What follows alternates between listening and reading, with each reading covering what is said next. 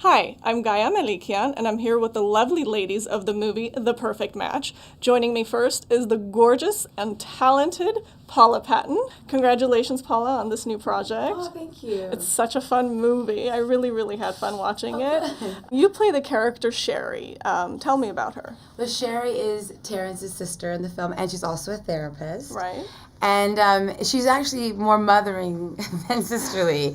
And she is a believer in love and has been in love many times and hurt many times, but she keeps getting back up and going for it. And she really wants to convince her brother to open his heart to love because he wants to control so much and he's afraid of it. And she knows it. And she knows that if he did open his heart, he'd have all the pleasure of what love is about.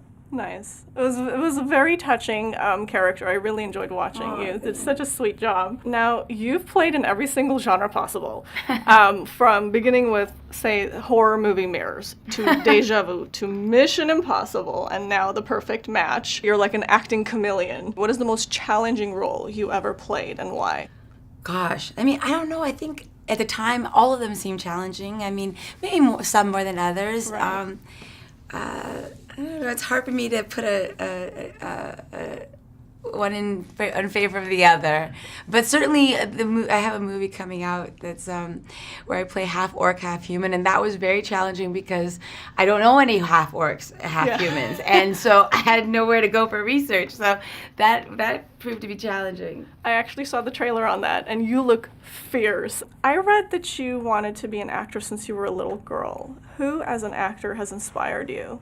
Oh, God, so many people have inspired me. I mean, the list goes on and on. I continue to be inspired by actors and actresses all the time. I'm not good at picking favorites that way. I'm sorry. No, that's a beautiful answer. I'm going to read one of your quotes, Paula, okay? You say, "The older I get, the more I accept and appreciate myself." Tell me about that self-awareness. That's true. I mean, I don't know. I think that I think everybody's different, but for me, certainly, with each passing day, I find myself trying to love myself more and more, which I think is really important and important for finding love also down the line. So it's just, I don't know. I think that when you're young, you're trying to please other people. And in that, you can lose yourself. And then as you grow older, you find the need to do that less. And in that, you find yourself more and accept yourself just as you are. Beautiful advice. Please finish the sentence in one word. Okay. Paula Patton is? A fool for love. Oh, I love that. You are such a pleasure to speak with. Thank I you so appreciate much. it. I love your outfit. Thank you. Yes, and all the sparkles. I am now with the fierce and fabulous Dascha Polanco. Buenos dias, hermosa dominicana. Buenos días. ¿Cómo estás? Bien. Bien, Estoy bien. Bien agradecida. Good. Now we're going to back to English. Dascha, now you play opposite Donald Faison as his wife, and you guys were very funny. Tell me about the dynamic between your characters. It's funny you say that because that's one of the things that I loved about working on The Perfect Match is the chemistry and the connection that Donald and I had. You know, I'm a super huge fan of Donald Faison, and meeting him and working with him and just being able to establish the moments and the scenes were truly fun and exciting. Oh, good. So it was a lot of fun working with him, I'm assuming? Yes. And he brings out the comedic element of the scene. His timing is great. You know, you feel artistically free to collaborate with. You can certainly tell you guys had great chemistry. Yeah. And I have to tell you that my favorite line in the movie, you delivered it. What was Do you know it? when it was? What was it? It was when you guys were outside the clinic arguing, and you tell him to get home on his super sperm. Every time somebody tells me that, I imagine the physical image of it. Like, and Donald writing it along. Like, I wish they would have done an insert of him trying to get home on it. It was very funny. I loved it. I was cracking up. Now, Dascha, you're on the hit show Orange is the New Black. Yes. How is it different for you when you're working on a series versus a feature film? Well, it's different in the sense of timing. Orange is longer in production. The Perfect Match was shorter. So although you establish relationships with your co-stars and you start getting used to it, there comes a point where it wraps up. Yeah. So it's kind of like short and sweet.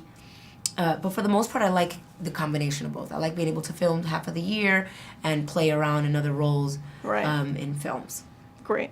And I just want to tell you lastly that I really admire how you've become a role model for women to embrace their beauty. And I think that's an amazing thing. And I know I'm that working on it. it probably feels really beautiful to have such a positive influence. And I just want to let you know that that is an amazing thing. Thank you so much. It was lovely meeting you. Joining me is the multi-talented and beautiful Cassie Ventura. Congratulations on this project. Thank you so much.